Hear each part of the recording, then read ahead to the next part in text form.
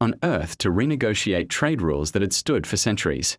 But before that triumph came years of struggle, years in which leaders were assassinated, movements suppressed, and entire nations threatened with sanctions.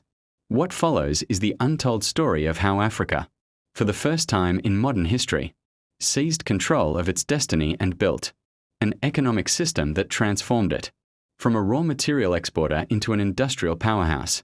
Revolutions rarely begin in the open. They begin in whispers, in dimly lit rooms, in secret meetings far from the eyes of those who would crush them. For Traoré, the first allies did not come from the great powers of Africa, but from nations that had known the harshest forms of exploitation. Mali, Niger, and Guinea, all scarred by coups, sanctions, and the heavy hand of foreign influence, were the first to listen.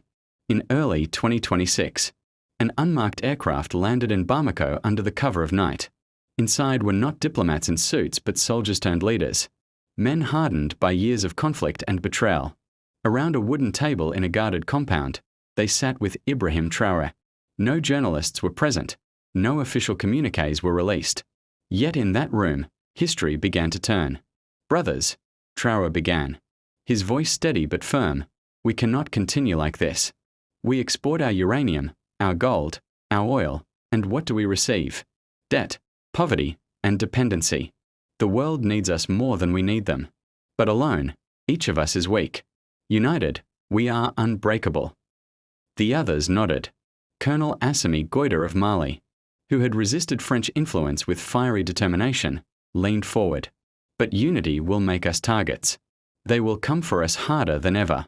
Assassinations, coups, sanctions. You know this, Ibrahim." Traoré did not flinch. "Yes, but if we do nothing, our people will die poor while the world builds empires from our resources. I would rather fight for dignity and lose than live on my knees." From that night, the idea of the Ouagadougou Charter became more than a dream. Draft papers were circulated, first scribbled in French, Arabic, and English.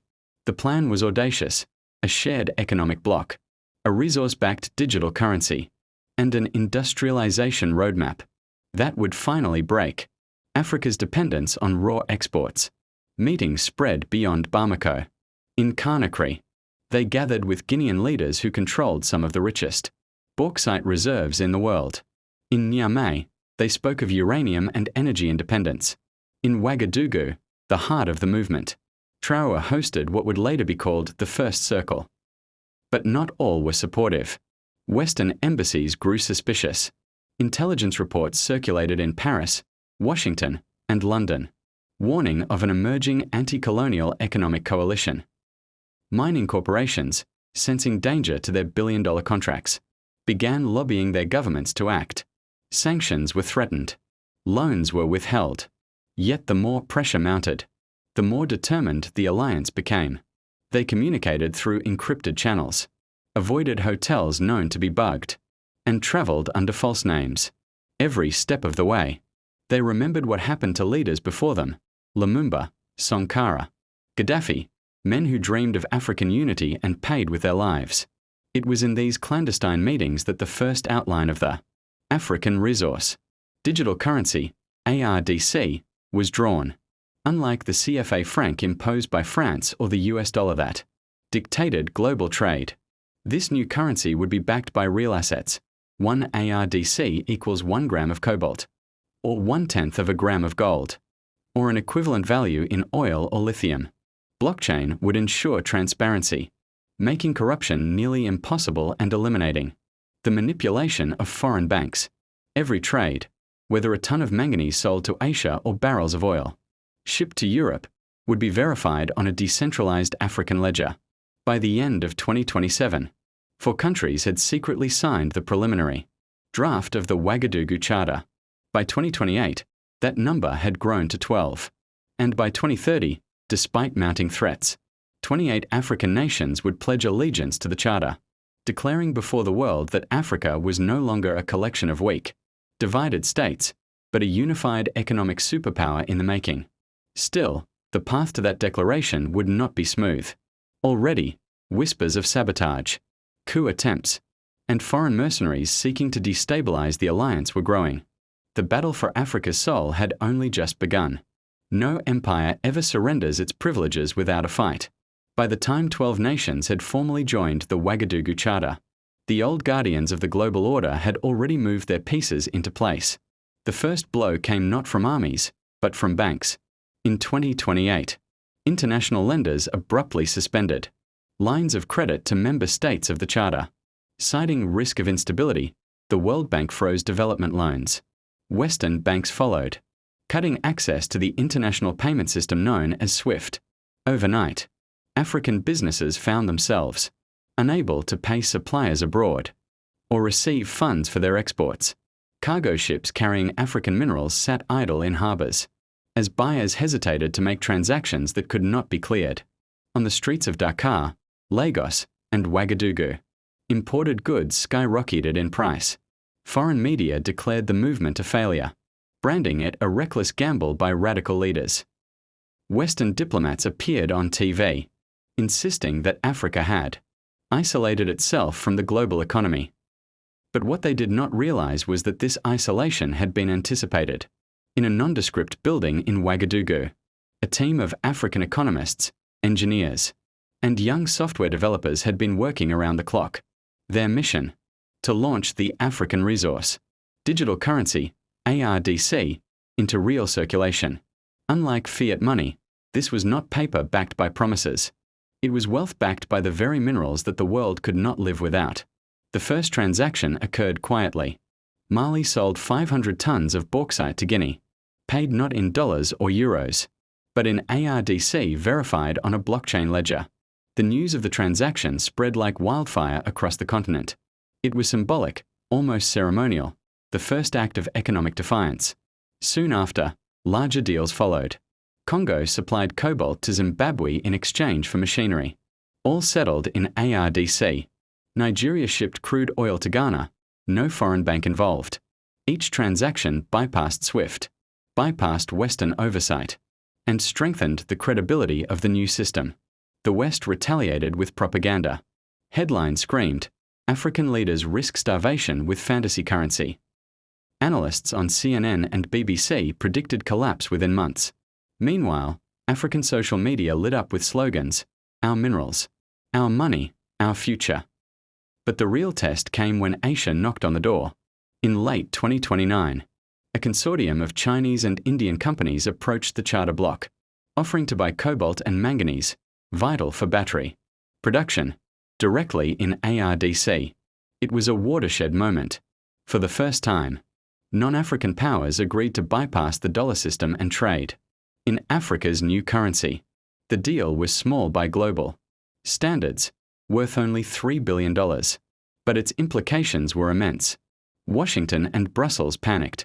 Sanctions lists grew longer. Assets of African leaders were frozen abroad. American and European corporations were warned not to invest in charter countries. Even threats of military intervention for stability began to surface. Yet the pressure only deepened African resolve. Traoré addressed a gathering in Ouagadougou, speaking not to foreign powers but to his own people. His words were carried across radios and live-streamed to smartphones. "They cut us off from their banks. Let them. They deny us their loans. We do not need them. We are not poor, we are rich, and the world knows it. For centuries, they told us we could not live without them. But today, they learn the truth. The world cannot live without Africa." His voice ignited something across the continent. Protests erupted not against the Charter, but in support of it. Students marched in Accra demanding more nations join.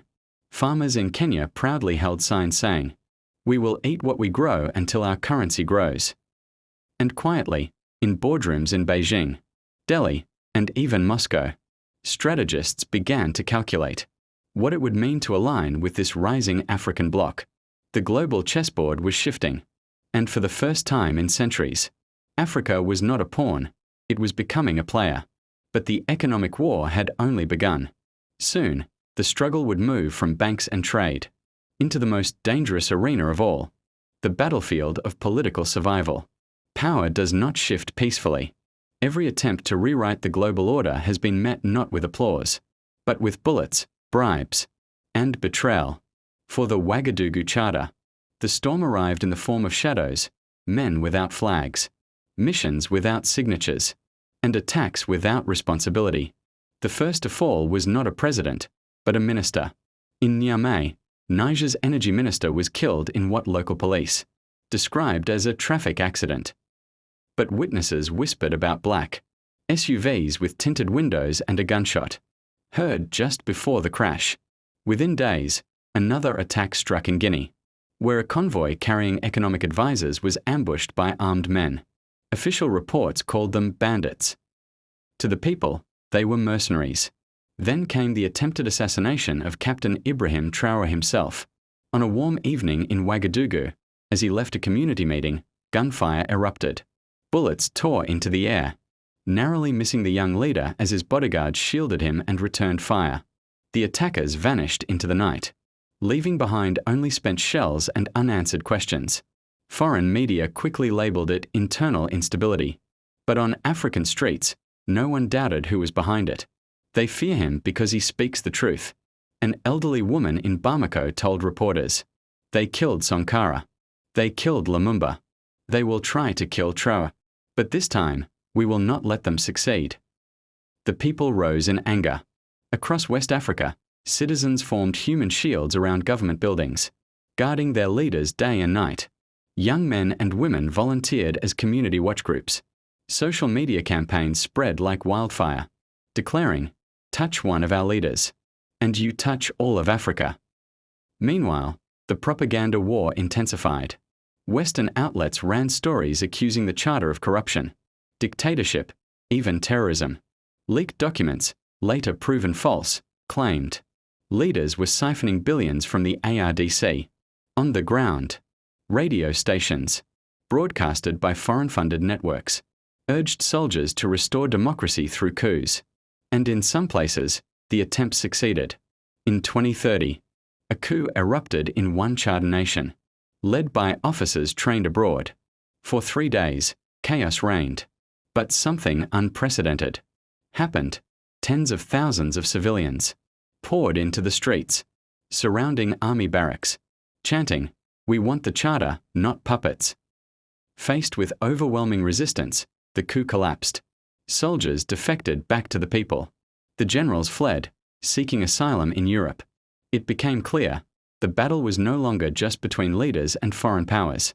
It was a war for Africa's soul, fought in villages, cities, and even online. Young coders in Nairobi and Accra waged cyber wars, defending the blockchain network from sabotage attempts. Hackers tried to overload ARDC servers, but the decentralized system held firm. Farmers refused to sell their crops for dollars, demanding ARDC payments instead. For the first time in history, the resilience of ordinary Africans, not just politicians, was determining the outcome of a global confrontation. Yet with every failed attempt to destabilize the movement, the enemies grew bolder. Rumors spread of private military companies being deployed. There were whispers of plans for a regime change operation backed by major powers. And as the pressure mounted, the leaders of the Charter realized that their survival depended not only on economics, but on building a new kind of defense, one rooted not just in weapons, but in unity. Ibrahim Traoré addressed a secret gathering of Charter leaders in 2031. They will try again and again.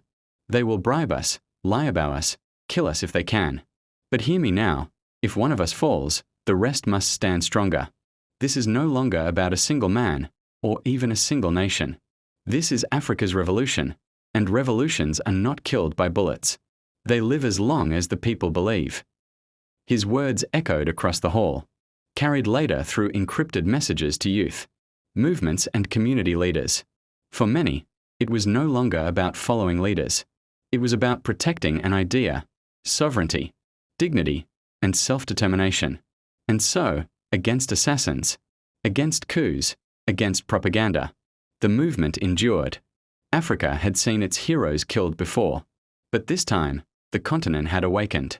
And an awakened people are the hardest to defeat. 4 generations.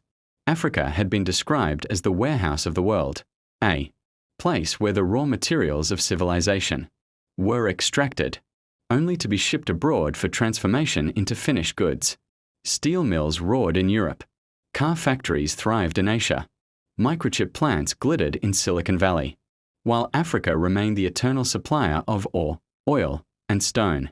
That image began to die in the 2030s. The Ouagadougou Charter did not merely seek to demand fair prices for raw materials. Its leaders knew that if Africa remained a supplier alone, it would forever remain at the mercy of those who controlled industry. The solution was clear, though daunting: build Africa's own factories. The first great leap came in 2032, when a sprawling lithium battery plant opened in Zimbabwe, funded collectively by charter nations and built with technology, shared by Asian partners in exchange for ARDC-denominated contracts. The facility was unlike anything the continent had seen. No longer would Zimbabwe's lithium be shipped abroad to power foreign cars. Now, batteries stamped with Made in Africa rolled off the assembly line, destined for African buses, African trucks, African solar farms. Soon after, a cobalt and nickel processing hub rose in the Democratic Republic of Congo. For decades, Congo's cobalt had left its soil only to return as expensive imported electronics. Now, with the new plants, cobalt was transformed locally into high-grade cathodes, feeding Africa's battery supply chain. By 2033, Nigeria had launched its first electric vehicle factory, producing affordable buses and motorcycles tailored to African roads. In Kenya, solar panel assembly lines were buzzing. Ethiopia opened its first microchip design center, staffed not by foreign engineers but by young Africans trained through charter-funded scholarships. The transformation was breathtaking. Across the continent, cities that had once been symbols of poverty became symbols of progress. Young people, once desperate to migrate to Europe or America for jobs, now found work in their own homelands. Brain drain became brain gain. Engineers returned from abroad, eager to contribute to what many were calling the Second African Industrial Revolution. The social impact was just as powerful. For the first time, African children grew up seeing billboards, advertising products proudly built in Africa. Radios played jingles about homegrown electronics. Families drove electric cars powered by batteries made from their own soil. National pride surged. Yet, this industrial awakening was not without challenges. Western corporations, furious at losing their monopoly over resource processing, slashed prices to flood global markets with cheap alternatives. Trade wars erupted. Counterfeit products labeled African appeared to discredit the movement, and foreign think tanks declared that Africa was overreaching, warning of economic collapse. But the numbers told a different story. Between 2032 and 2035, Africa's GDP grew at an average of 8.5% annually, driven not by raw exports but by manufacturing and technology. Unemployment plummeted. Urban centers like Lagos, Nairobi, and Johannesburg boomed with new skyscrapers, tech startups, and industrial zones. And perhaps most importantly, Africa no longer exported its future for pennies. It sold finished products, demanding true value for its labor and resources. In 2034, at a grand summit in Addis Ababa, Ibrahim Traoré stood before leaders and citizens, holding up a small device, a smartphone assembled entirely in Africa, powered by an African battery, running on African-designed software. This, he declared, lifting the phone high, is more than technology. It is our declaration of independence. They said Africa could not build. They said we could only dig. But today, we prove them wrong. Africa is not a mine. Africa is a factory. Africa is a future. The hall erupted with thunderous applause. Children watching on live streams across the continent shouted with pride. And in that moment, it became clear the world would never again be able to look at Africa as just a place to extract from. It had become a place to compete with. But with great industry came new challenges: environmental concerns, labor rights, and above all, the looming shadow of geopolitical retaliation. For as Africa rose, others saw their dominance threatened. And history showed that great powers rarely watched their supremacy fade without a fight. By the mid-2030s, the ripple effects of Africa's transformation had reached every corner of the globe. Markets quivered. Headlines screamed. Boardrooms buzzed with panic. What had once been considered impossible, the rise of Africa, as an industrial and economic superpower, was now undeniable reality. In Brussels, EU commissioners convened emergency meetings. Europe, long dependent on Africa's cobalt, manganese, and rare earths, suddenly found its supply chain squeezed. In Washington, senators demanded answers from corporate CEOs. How did we lose control of Africa? Meanwhile, in Beijing and Delhi, governments calculated carefully, realizing that Africa's ascent was not a threat to be crushed, but an opportunity to be embraced. The global imbalance had become clear. 70% of the world's critical minerals were controlled by the Ouagadougou Charter bloc, and without those resources, the engines of the global economy could not run. Smartphones would stall, electric cars would stop, renewable energy projects would wither. The world had no choice but to negotiate. The stage was set at the World Trade Organization in Geneva. For decades, African representatives had sat at those tables. Their voices drowned out, their proposals dismissed, their economies manipulated by trade rules they had no hand in writing. But in 2035, the world witnessed a different scene. Delegates from 28 African nations, led by Captain Ibrahim Traoré, entered the Grand Hall not as supplicants, but as equals. Cameras flashed. Reporters whispered. The symbolism was undeniable. For the first time, Africa was not asking for aid, not requesting relief, not pleading for access. Africa was demanding fairness.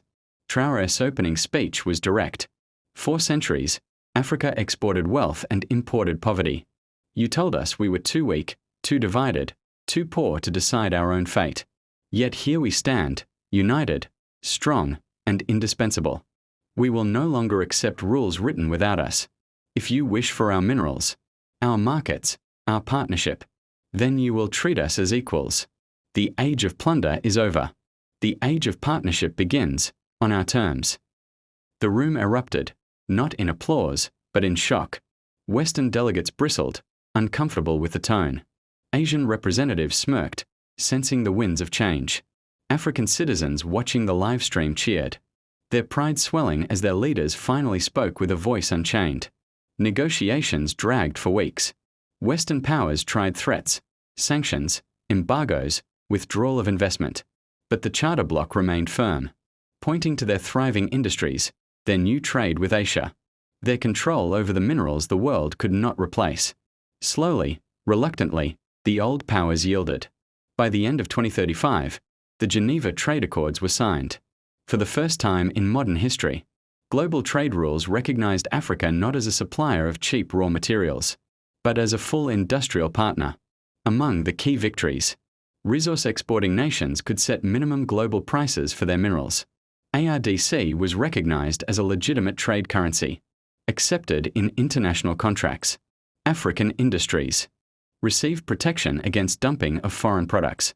A new clause ensured that any exploitation of African resources must include local processing and job creation.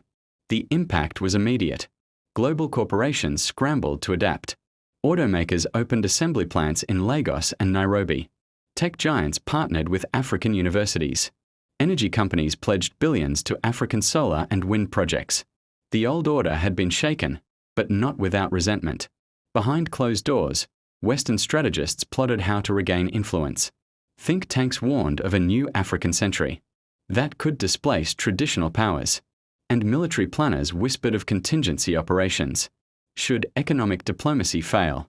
But on the streets of Africa, none of that mattered. What mattered was that for the first time, Africans saw their leaders seated at the global table, not as pawns, but as players. In Dakar, children painted murals of Traoré holding hands with other African leaders. Above the slogan, "We are no longer the future. We are the present." The world had changed, and though challenges remained, one truth was now undeniable. Africa had forced the global powers to renegotiate the rules of the game. Netanyahu walked slowly through the crowded streets of Jerusalem. The sun had already begun to set, and the city was bathed in a golden glow. Yet inside, he felt a strange weight, a burden that no position, no power, could erase. At a corner, near the old stone walls, he once again saw the same homeless man he had encountered days earlier. The man's face was weary, his clothes worn and torn. but his eyes carried a spark of dignity that could not be extinguished by hardship. Netanyahu stopped. He felt an urge within him, a feeling far beyond politics, beyond leadership, beyond the daily struggles of governance. This was not about power or prestige. This was about something deeper, humanity. He approached the man slowly. The crowd around them continued with their lives, unaware that history was quietly unfolding in that very moment. "Do you remember me?" Netanyahu asked softly. The man lifted his head. For a moment, silence surrounded them. Then, a faint smile appeared on the man's lips. "Yes. You are the one who spoke to me. You are the one who saw me." Those words struck Netanyahu deeply. In a world filled with voices, demands, and expectations, being truly seen was the rarest gift of all. He took a deep breath. "Come with me," he said. "Your life will not remain the same after today." The man hesitated, torn between disbelief and hope. Yet, something in Netanyahu's voice, an unshakable certainty, gave him the courage to rise to his feet. As they walked together, step by step, the crowd parted without even realizing the gravity of what was happening. It was as if destiny itself had begun to move, weaving two lives into a story neither of them could have imagined. They walked through the ancient streets until they reached a quiet part of the city. Netanyahu led him to a small, elegant cafe, where the aroma of fresh bread and coffee filled the air. For the first time in years, the man sat at a table not as a beggar, but as a guest. The waiter looked surprised, but Netanyahu's presence silenced any questions. Food was served, warm soup, fresh bread, and a hot cup of tea. The man hesitated before eating, his hands trembling, as if afraid that this was only a dream that might vanish. "Eat," Netanyahu said gently. "You deserve it." Tears welled up in the man's eyes as he took his first bite. It wasn't just food. It was dignity, respect, and the feeling of being human again. After a long silence, Netanyahu leaned forward. "Tell me your story. How did you end up here?" The man looked down, his voice heavy with memory. "I was a teacher once. I taught history to children. But life has a way of taking everything. My wife died of illness. The debts consumed me. I lost my home, my job, and finally, myself. The streets became my only shelter." Netanyahu listened intently, every word striking him like a stone. A man who once shaped young minds had been abandoned by society. When the man finished, Netanyahu placed a firm hand on the table. His voice was steady, filled with determination. "Then today, your story changes. From this moment forward, you will not live as a shadow on the streets. You will live with purpose again." The man stared at him in disbelief, unsure whether to laugh, cry, or simply sit in silence. But deep inside, hope, long buried, was beginning to awaken. The story of Netanyahu and Amir was no longer confined to the streets of Jerusalem. It echoed across the deserts and in news reports around the world. One day, Amir and Netanyahu decided to embark on a long journey. Their goal, to revive an old, abandoned village in the Palestinian desert. As they set out, the endless sand dunes before them presented both a challenge and a new beginning. In the middle of the desert, they found a village in ruins, stone houses long abandoned, a collapsed mosque, and a silent, forgotten well. Not a single inhabitant remained. Amir looked around quietly. "This place, it's dead, Netanyahu. But we can bring it back to life." Netanyahu nodded. "Everything begins with a spark of hope. Come, let's turn this into an oasis." The two of them first cleared the old well at the center of the village. When the first drops of water, long unused, emerged, tears ran down Amir's cheeks. "Water, the essence of life. This village will live again," he said. Next, they restored the empty houses. Stone walls were rebuilt, the mosque's minaret was raised, and a small school was established. Slowly, the long-forgotten village in the desert began to breathe again. The news spread quickly. People came from Jerusalem, Tel Aviv, and even Jordan. Some built homes, some opened businesses. In the heart of the desert, a new life emerged as a symbol of peace and rebirth. One evening, as children played, in the center of the village, Netanyahu turned to Amir.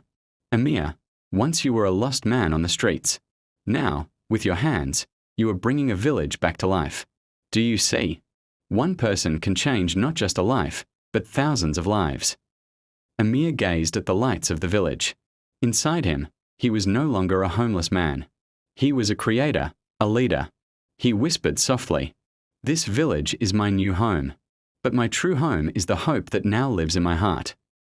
That night, as the stars illuminated the desert sky, the laughter and prayers rising from the village wrote a new page in history. By 2036, Africa's transformation had entered a new phase. The Ouagadougou Charter. Nations were no longer merely producers of raw materials or even factories. They had become pioneers of a digital economic empire. The African Resource Digital Currency, ARDC, once a bold experiment, had grown into a fully functional global financial system, reshaping trade, investment, and even geopolitics.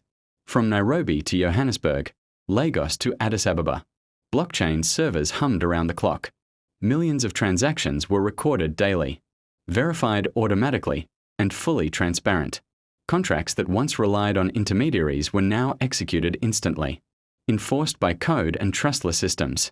Young African entrepreneurs, who had once faced unemployment and hopelessness, now commanded international markets. Startups producing renewable energy solutions, electric vehicles, and advanced microchips were booming. Cities that were once dependent on foreign aid had become centers of innovation and wealth. The world began to notice. Global corporations and governments, previously dismissive, scrambled to adapt. The ARDC was recognized as a legitimate currency for international trade. Major tech companies signed agreements to partner with African research institutions. Foreign investors learned a hard lesson. Africa no longer needed their approval. They offered opportunity on Africa's terms. At the center of it all stood Ibrahim Traoré, a young leader whose vision had united 28 nations. He convened a summit in Ouagadougou to celebrate the achievements of the last decade. Delegates from across the continent, CEOs, engineers, farmers, and students all gathered to witness the moment. Traoré addressed the crowd. For too long, Africa's wealth was exported and its labor undervalued. Today, that has changed. We produce, we innovate, we trade, and we decide our own destiny. The ARDC is not just a currency. It is our declaration that Africa is no longer a follower. Africa is a leader. Applause erupted, echoing through the massive hall. Outside, celebrations spilled into the streets. Drones displayed messages across the night sky. Africa leads. Africa builds. Africa rises. Yet, with power came challenges. Competing nations attempted cyberattacks, disinformation campaigns, and economic pressure. But the African Digital Network proved resilient, decentralized, and nearly impervious to manipulation. Lessons learned from past attempts to destabilize the Charter had strengthened both the infrastructure and the people. Across the continent, ordinary citizens became guardians of this new order. Farmers demanded payment in ARDC for their crops. Technicians monitored the blockchain. Students innovated new solutions for energy, transport, and communications. The people had become both the foundation and the engine of the African digital empire. By 2037, the impact was undeniable. Africa had shifted from being the source of raw materials to a hub of industry, technology, and digital finance. The continent controlled key supply chains, set global pricing for critical resources, and dictated terms of trade that were once unthinkable. The world had entered a new era. A century of exploitation had ended. A new African century had begun. And at the heart of it all, one thought resonated across the continent and beyond. If you control your resources, your industry, and your money, you control your destiny. By 2038, the rise of Africa had sent shockwaves across the world. Major powers that had long dominated global trade, finance, and industry were scrambling to understand the new order. Their dependency on African minerals, manufactured goods, and digital infrastructure was absolute. The world that had once dictated terms now had to negotiate on Africa's conditions. In Washington, a hastily convened summit saw former allies of the West pleading for cooperation. European Union representatives, too, sat quietly, realizing that Africa's rapid industrialization and technological advancement had made old strategies of influence irrelevant. Even China and India, both deeply reliant on African resources for their high-tech manufacturing, had to recalibrate their trade policies. The ARDC, once seen as an experimental currency, was now a central pillar of global finance. Countries that ignored it found themselves locked out of critical markets. Meanwhile, Africa's own nations celebrated quietly but confidently. Dakar's financial district glimmered with new skyscrapers housing ARDC exchanges. Lagos had become a hub for technological startups. Nairobi's innovation labs produced advanced software and AI systems rivaling those in Silicon Valley. For the first time, Africa was not just participating in the global economy, it was shaping it. Ibrahim Traoré addressed the leaders of the Charter nations via a continent-wide broadcast. We are no longer shadows in history. We are architects of the present and builders of the future. Let the world learn this truth. Africa will not negotiate from fear. Africa will negotiate from strength. The final stage of Africa's transformation was nothing short of revolutionary. Across the continent, cities and towns became nodes in a vast network of industry, finance, and education. Rural villages that had once exported only raw crops now processed and packaged goods for global markets. Desert regions hosted solar farms producing clean energy for both domestic use and export. Factories producing electric vehicles, lithium batteries, and microchips operated 24/7, staffed by African engineers, coders, and technicians. Young Africans, once desperate to emigrate for opportunity, became the backbone of this new economy. Education systems were overhauled to emphasize innovation, engineering, and entrepreneurship.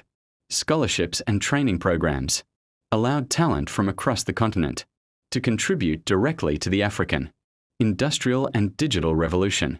Global markets adjusted to Africa's leadership. Trade agreements were rewritten, reflecting a new reality. Africa was no longer a resource supplier. It was an equal partner in manufacturing, technology, and finance. Governments that had once ignored Africa's voice now sought partnership, investment, and access. The ARDC became more than a currency. It became a symbol. Blockchain-verified trade, transparent financial networks, and collective economic governance allowed Africa to dictate terms of engagement globally. Resource-rich nations controlled supply chains and fair pricing, while industrialized cities produced goods for a global consumer base. On the streets, in schools, and in workplaces, ordinary citizens witnessed the fruits of their struggle. Africa's rise was not just political. It was personal. Farmers received fair compensation. Workers had rights and protections. And young entrepreneurs were empowered to innovate without restriction. In 2039, Ibrahim Traoré stood atop the steps of the Ouagadougou Convention Center, looking out at tens of thousands of citizens gathered for the 10th anniversary of the Charter. He spoke. Africa's journey has been long, painful, and fraught with challenge. But we have learned the truth. When a continent unites, it cannot be ignored. We are no longer the periphery of the world's wealth. We are central. We are indispensable. This is the African century, our century, and it will be defined not by what others give us, but by what we create together. Fireworks erupted in the night sky, illuminating the faces of jubilant citizens. Across the continent, similar celebrations took place in every major city. The message was clear. Africa had reclaimed its destiny. The global order would never be the same again. Africa, united and technologically empowered, had shown that sovereignty, innovation, and collective will could reshape the world. The centuries of exploitation were over. The era of African leadership had begun. The end of subjugation. The beginning of a new era. The rise of Africa.